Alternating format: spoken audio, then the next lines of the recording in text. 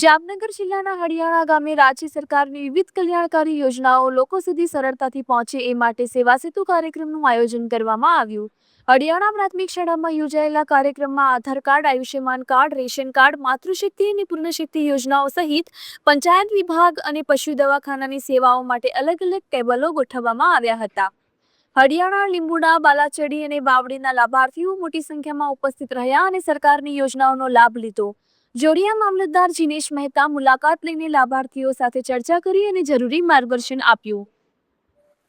મારું નામ જીનેશ મહેતા છે. હું જોડિયા તાલુકામાં મામલતદાર તરીકે ફરજ બજાવું છું. આપણે આજનો 12મી તારીખ માર્ચ 2026નો સેવા સેતુ હડિયાળા તાલુકા શાળા ખાતે રાખેલો છે.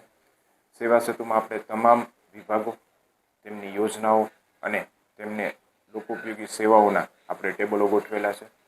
જેમ કે ICDS, પંચાયત વિભાગ, પશુ દવાખાના વિભાગ, ફાર્મર રજિસ્ટ્રી, બેન્કિંગની સેવાઓ, આધાર કાર્ડ, રેશન કાર્ડ, જરૂરી આવક જાતિના દાખલાઓ, તમામ પ્રકારની સેવાઓના આપણે ટેબલ રાખેલા છે. સવારે 9 વાગ્યાથી લોકોનો પ્રવાહ ચાલુ છે. લોકોને આપણે લાભ આપીએ.